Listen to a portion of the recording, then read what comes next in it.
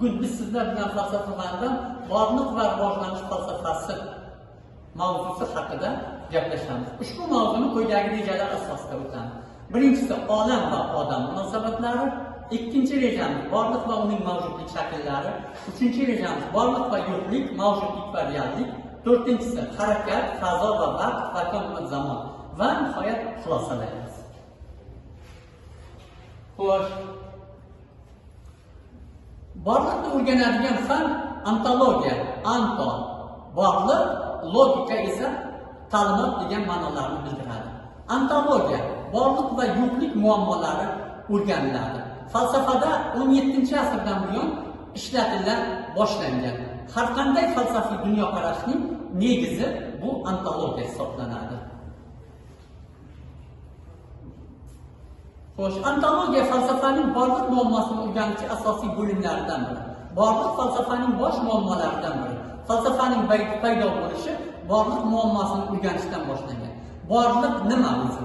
Borliq bu real mavjud, o'z ichiga barcha jismlarni oladigan, barqaror, mustaqil, obyektiv, doimiy, cheksiz substansiyadir. Borliq kategoriyasining mazmunini ochib beradigan qoidalar, atrof, olam, predmetlar, hodisalar real mavjud bo'ladi. U olam bor. Atrof, olam rivojlanadi, ichki sababga ega bo'ladi. Harakat manbai o'zida. Materiya va ruh yagona, lekin shu bilan birga qarama-qarshi mohiyatlar real mavjud. Ontologiya atamasi ilk bor 17-asrda Wolf tomonidan qo'llangan. Nemis faylasufi Wolf tomonidan qo'llangan. Yo'qlik chekingan joyda borliq paydo bo'ladi. Yo'qlik hech nima demakdir. Hamma narsani hech narsaga aylantiruvchi, hamma narsaning ibtidosi ham intihosi ham yo'qlikdir. Demak, borliqning bunyodkori ham, kushankasi ham yo'qlikdir. Borliq yo'qlikdan yo'qlikkacha bo'lgan mavjudlikdir. Yo'qlikni esa hech narsa bilan qiyoslab bo'lmaydi. Borliq haqidagi konsepsiyalar. Markaziy Osiyo zaminida vujudga kelgan Zardushtiylik ta'limotiga ko'ra borliq quyosh va olovning hosilasi. Har qanday o'zgarish va harakatning asosida olov yotadi. Borliqqa mavjudlik baxsh etadi. Suqrot borliqni bilim bilan qiyoslaydi. Uningcha biror narsa biz uni bilsakkina bor bo'ladi. Insonning bilimi qancha keng bo'lsa, u shuncha keng borliqni qamrab oladi. Demokrit fikrcha borliq atomlar majmuasidan iborat. Borliqning mohiyati uning mavjudligida. Mavjud bo'lmagan narsa yo'qlikdir. Yevropalik olimlar David Hume va George Berkeley borliqni sezgilarimiz majmuasi, Hegel esa borliqni mavhumlik va mutlaq ruhning namoyon bo'lishi deb ta'riflaydi. Borliq haqida Yunon faylasuflarining fikrlari qanday bo'lgan?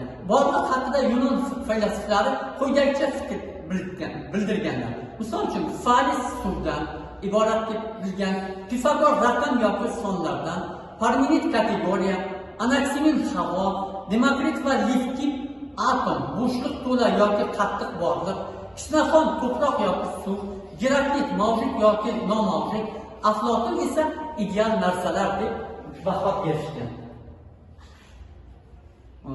Borliq sharq olimlari tomonidan qanday tasvirlangan?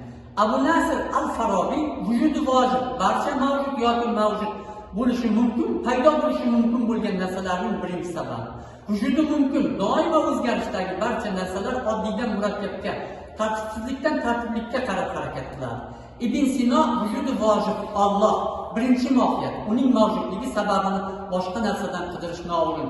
Birinchi sabab uning natijasi bo'lgan xilma-xil jarayonlarning mohiyatiga bog'liq bo'lmaydi. Borliq va yo'qlik dialektikasi. Borliq va yo'qlik o'rtasida dialektik o'zaro aloqa mavjud. Yo'qlik borliqni inkor etadi va narsa inson, narsa, jism, hodisa on o'zligini yo'qotgan holatda yo'qlik atamasi ishlatiladi. O'tgan zamonda borliq yo'qlikdir. Borliq doim hozirgi zamonda mavjud bo'ladi. U faqat hozirgi zamonda o'zini namoyon etadi. Borliq falsafiy kategoriya sifatida dunyoning butun rang-barangligi, turli-tuman namoyon bo'lish shakllari bilan yaxlit aks etish imkonini beradi. Borliq shakllari: tabiat borlig'i, notirik tabiat borlig'i, ijtimoiy borliq, ma'naviy borliq, inson borlig'i kabi shakllardan iboratdir. Xo'sh, borliqning asosiy shakllari moddiy borliq, tabiat va atrof, olamdagi moddiy masofa, massa, hajm, zichdlikka ega bo'lgan jismlar, narsalar va hodisalarning mavjudligi. Ijtimoiy borliq, inson jamiyatdan borlig'i va jamiyatning borlig'i, hayotning mavjudligi, rivojlanishi. Ideal borliq, idealning mustaqil reallik sifatida individuallashgan ruhiy borliq va obyektivlashgan, individdan tashqari ruhiy borliq ko'rinishidagi mavjudligi. Inson borlig'i, insonning moddiy va ruhiy ideal birligi sifatida mavjudligi, insonning o'z-o'zicha borligi va uning moddiy dunyodagi borligidir. Xo'sh, inson borlig'ining shartlari: tana, jon, aql, tafakkur, ma'naviy izlanish, fazilatlardan iboratdir. Xo'sh, ijtimoiy borliq, jamiyat, inson amaliyoti, moddiy ne'matlar, kundalik hayot, moddiy hayot, jamoaviy faoliyat, insonlararo munosabatlar, ishlab chiqarishdan iboratdir. Xo'sh, borliqqa munosabat, mifologiyaning bosh maqsadi, borliqni kim yaratganligi haqida bayon etish, falsafaning bosh maqsadi, borliq nima, qayerdan paydo bo'lgan, u qayerga yo'qolishi mumkinligini oqilona tushuntirishdan iboratdir. Xo'sh, mifologik, diniy, tabiiy, ilmiy, falsafiy borliqning umumiy manzarasi mifolog ko'rinishda, diniy ko'rinishda, tabiiy, ilmiy ko'rinishda va falsafiy ko'rinishlarda bo'lishi mumkin. Xo'sh, borliqning miqyosiy struktura darajalari: mikrodunyo, makrodunyo, megadunyo, anorganik, notirik tabiat, organik dunyo, tirik tabiat va ijtimoiy dunyo. Misol uchun mikrodunyo, atom miqyosdan kichik bo'lgan dunyo. Unga atom strukturasi, elementlar, zarrachalar, atom yadrosi, kvartslar, kernlar kiradi. Makro dunyoga esa biz odatlangan o'lchovdagi kattaliklarni mikroskopik kattaligidir.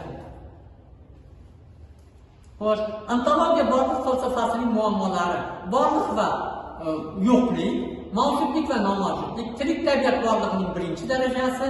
Xo'sh, mikroelementlar, zarralar, korpuskulalar, atomlar, elektronlar, protonlar, mavjudlik va nomavjud, tirik tabiat borligining ikkinchi darajasi, ruhsiz jismlar borlig'i, inson ongi borlig'i, barcha predmetlar, hayvonlar, o'simliklar, muayyan odamlar borlig'i, ijtimoiy borliq, ideal borliq. Xo'sh, materiya va uning mavjudlik shakllari. Materiya moddiy unsurga nisbatan ham, atomlarga nisbatan ham, parametrlarga nisbatan ham kengroq, umumiyroq bo'lib, borliqning obyektiv, real shaklini ifodalovchi eng umumiy tushuncha. Materiya bu abstraksiya, fikrning mahsuli. Olamda umuman materiya uchramaydi, balki materiyaning konkret ko'rinishlari uchraydi. Hamma vaqt materiya konkret obyektlar ko'rinishida uchraydi. Faylasuflar barcha moddiy obyektlarga xosliklarni umumiy tarzda ifodalash uchun qo'llaydigan tushuncha bu materiyadir. Xo'sh, materiyaning uchta muhim falsafiy jihati bor. Birinchisi, materiya falsafiy kategoriya hisoblanadi. Ikkinchisi, obyektiv reallik va moddiy voqelikni ifodalaydi. Uchinchisi esa materiyani bilish mumkin. Hurmatli talabalar, shu bilan bugun sizlar bilan ontologiya, ya'ni borliq muammolariga bag'ishlangan mavzumizni yakunlaymiz. E'tiborlaringiz uchun rahmat.